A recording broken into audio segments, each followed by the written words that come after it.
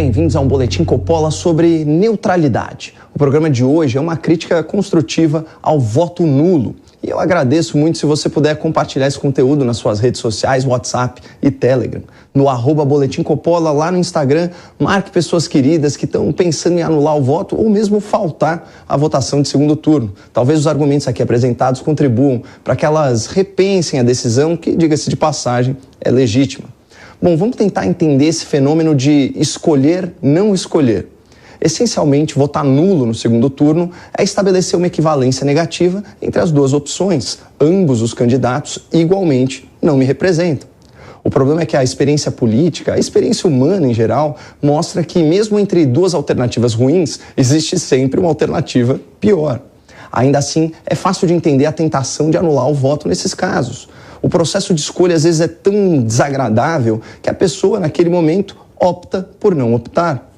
Contudo, ao agir dessa forma, ela ficará sujeita às consequências da escolha de outras pessoas. E essas outras pessoas podem ter escolhido a pior das duas alternativas. E aqui uma coisa precisa ficar muito clara. Votar em um candidato, especialmente no segundo turno, não significa apoiá-lo, endossá-lo, nem aplaudi-lo, pessoal. Votar, via de regra, é a arte de escolher o menos pior. Mas agora, saindo da generalização e trazendo para o caso concreto da disputa entre Lula e Bolsonaro, eu gostaria de propor uma reflexão, especialmente para você que cogita o voto branco ou nulo.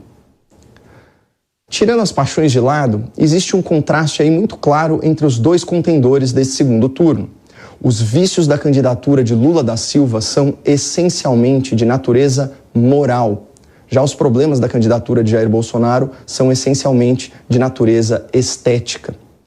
Vamos a um exemplo prático sobre questões humanitárias gravíssimas do nosso passado recente.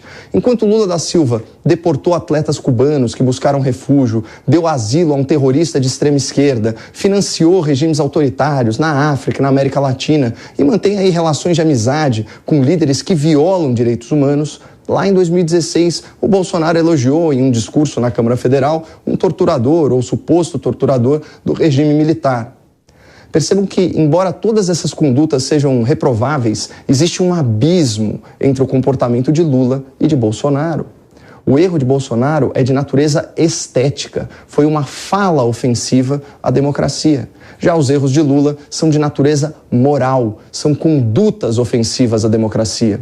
Analisando racionalmente, todo mundo sabe que ações valem muito mais que palavras, mas a conexão ou a repulsa que nós desenvolvemos em relação a um candidato não é um fenômeno lógico-analítico, é um fenômeno predominantemente emocional.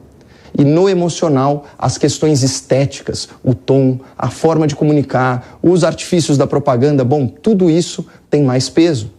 Não é à toa que muitos artistas, que são aí pessoas mais sensíveis, com o lado emocional mais aflorado, formam a sua opinião política com base em critérios estéticos. O mesmo vale para pessoas mais jovens, que em razão da sua pouca idade, da sua pouca experiência, tendem a ser mais impressionáveis.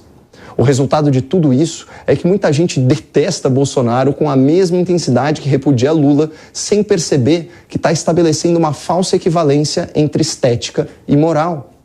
E não apenas uma falsa equivalência entre falas e condutas, também uma falsa equivalência entre acusações e condenações e outra falsa equivalência entre exceção e regra.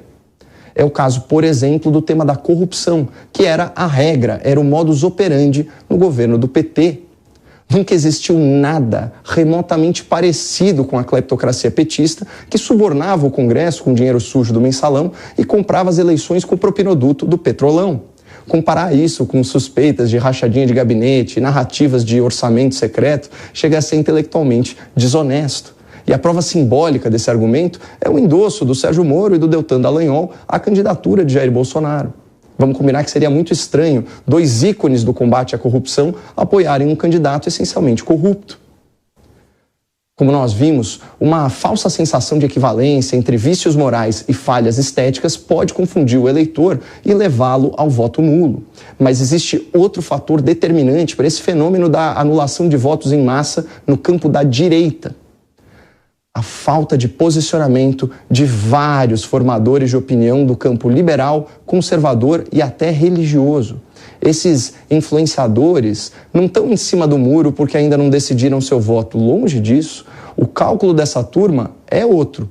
Eles preferem não se manifestar porque não querem ser associados a uma figura polêmica com alta rejeição. Assim, pelo seu silêncio, até um tanto egoísta, eles acabam legitimando a falsa equivalência entre as candidaturas. Para esses formadores de opinião sem opinião, o fracasso do país não representa uma ameaça tão grande, porque a partir de um certo nível de patrimônio pessoal e sucesso profissional, você fica mais blindado dos efeitos nocivos de um governo ruim. Quem vocês acham que vai sofrer mais na mão de uma cleptocracia bandidólatra e intervencionista do PT? O influenciador isentão ou o seu público que votou nulo? Quem entre eles pode morar em condomínio fechado e contratar segurança particular, plano de saúde, ensino privado para os filhos? Quem entre eles sente mais o impacto dos impostos, da inflação e do desemprego? E aqui até exagerando um pouco, quem pode morar no exterior se a coisa apertar por aqui? O influenciador isentão ou a sua imensa audiência? Ainda não é tarde para que nossos formadores de opinião liberais e conservadores vençam a própria covardia, superem seu egoísmo e façam a coisa certa. Olha só que belo exemplo esse do empresário Roberto Justus. Eu sempre achei que empresários deveriam se posicionar em momentos importantes do país. O que nós devemos decidir em breve não é apenas eleger quem mais admiramos ou rejeitar quem odiamos, quem fala o que deve ou se porta de forma mais adequada. Não é isso, não. De um lado, nós temos um grupo de pessoas que perdoa a corrupção, mas não aceita frases mal colocadas, que não apresenta proposta de governo, mas exige fidelidade cega. Do outro, alguém que muitas vezes é infeliz nas suas colocações, mas que luta pela liberdade individual.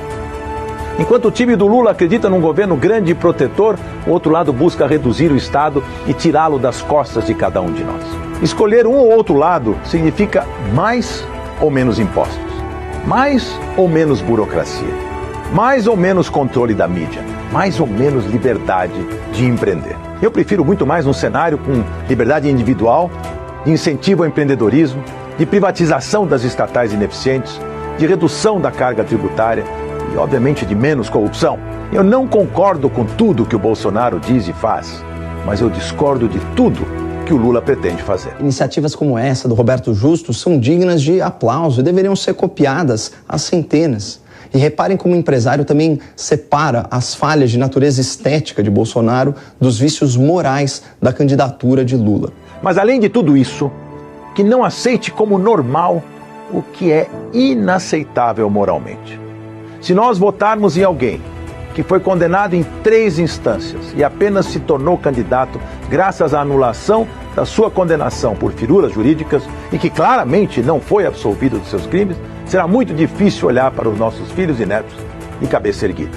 Mais importante que uma eleição é o risco de comprometermos o juízo de valor de toda uma geração.